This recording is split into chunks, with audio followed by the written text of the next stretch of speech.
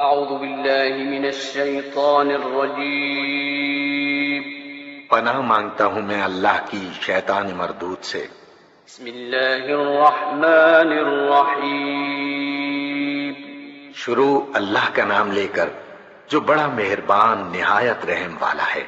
وَجَعَلْنَا فِي الْأَرْضِ رَوَاسِيَ أَن تَمِيدَ بِهِمْ وَجَعَلْنَا فِيهَا فِجَاجًا سُبُلًا لَعَلَّهُمْ يَهْتَدُونَ، اور ہم نے زمین میں پہاڑ جما دیے تاکہ وہ انہیں لے کر ڈھلک نہ جائے، اور اس میں کشادہ راہیں بنا دی شاید کہ لوگ اپنا راستہ معلوم کر لیں۔ بسم اللہ الرحمن الرحیم شروع اللہ کا نام لے کر جو بڑا مہربان نہایت رحم والا ہے۔ أَلَمْ نَجْعَلِ الْأَرْضَ مِهَادًا وَالْجِبَالَ أَوْتَادًا، کیا یہ واقعہ نہیں ہے کہ ہم نے زمین کو فرش بنایا اور پہاڑوں کو میخوں کی طرح گاڑ دیا۔ بسم اللہ الرحمن الرحیم شروع اللہ کا نام لے کر جو بڑا مہربان نہایت رحم والا ہے۔ خلق السماوات بغير عمد ترونها وألقى في الأرض رواسي أن تميد بكم وبث فيها من كل دابة وأنزلنا من السماء ماء فأنبتنا فيها من كل زوج كريم، اس نے آسمانوں کو پیدا کیا بغیر ستونوں کے جو تم کو نظر آئیں، اس نے زمین میں پہاڑ جما دیے تاکہ وہ تمہیں لے کر ڈھلک نہ جائے، اس نے ہر طرح کے جانور زمین میں پھیلا دیے اور آسمان سے پانی برسایا اور زمین میں قسم قسم کی عمدہ چیزیں اگا دیں۔ قرآن ایک بہت اہم جغرافیائی عمل پہاڑ کی طرف توجہ دلاتا ہے۔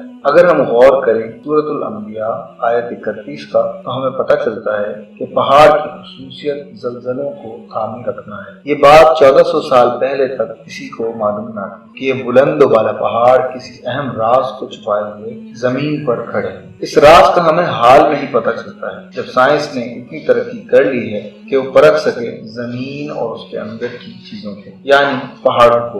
اس سے قبل لوگ پہاڑوں کو زمین کا ہی باہر نکلا ہوا ابھرا ہوا حصہ سمجھتے تھے، مگر سائنس نے بتایا کہ ایسا نہیں ہے۔ پہاڑ زمین سے الگ اپنی پہچان بناتا ہے، یہ جتنا باہر ہوتا ہے اتنا ہی یا اس سے زیادہ زمین کے اندر ہوتا ہے۔ مثلا ماؤنٹ ایورسٹ جو کہ 9 کلومیٹر زمین کے اوپر اور 125 کلومیٹر زمین کے اندر ہے، یعنی صرف زمین کے اوپر ہی نہیں، یہ نیچے بھی پہاڑ کی مانند ہوتا ہے۔ جیسے ایک کیل یا لکڑی کو جب زمین میں گاڑا جاتا ہے تو وہ آدھی اندر اور آدھی باہر ہوتی ہے۔ سائنس بتاتی ہے کہ پہاڑ بالکل وہی کام کرتے ہیں جو ایک کیل کا ہوتا ہے کہ وہ لکڑی کے تختوں کو ایک جگہ روک دیتی اور تختے اپنی جگہ سے نہیں ہلتے، اور پہاڑ زمین کی تہوں کو کیل کی مانند تھام لیتے ہیں اور زلزلے ہونے سے بچاتے ہیں۔ سائنس کہتی ہے کہ پہاڑ زمین کی تہوں کے ٹکرانے یا ایک دوسرے کے اوپر چڑھ جانے کی وجہ سے پیدا ہوتے ہیں۔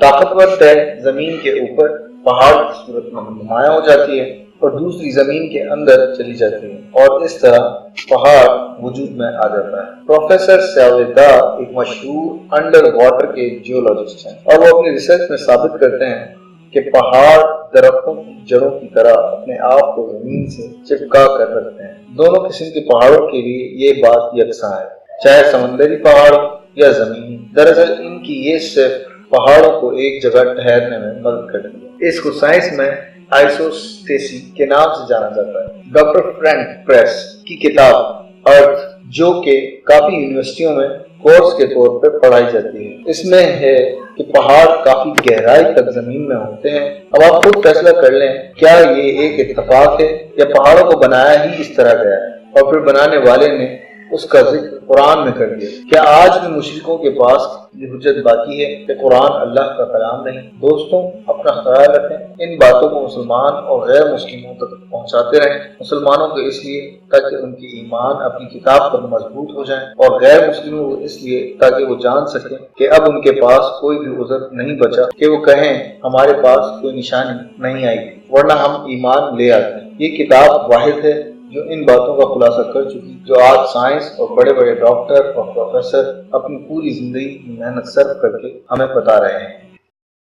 یہ تمام ریسرچ جو سائنس نے کی ہے، کیا اس نے مسلمانوں کا کام آسان نہیں کر دیا کہ وہ دوسروں کو یہ نشانیاں بتائیں اور جہنم میں جانے سے بچا لیں؟ کیونکہ اب ان کے پاس اور کوئی نشانی نہیں آئے گی۔ اپنی دعاؤں میں مجھے یاد رکھیں اور قرآن کا مطالعہ خود ضرور کریں۔ اگر آپ کو ویڈیو اچھی لگی تو لائک کر کے شیئر ضرور کریں، اور اگر کوئی سوال ہے تو کمنٹس ضرور کریں۔ تمام ویڈیوز کو بالکل مفت حاصل کرنے کے لیے نیچے دیے گئے لال بٹن کو ضرور دبا دیں تاکہ ہر نئی ویڈیو آپ کو مل سکے۔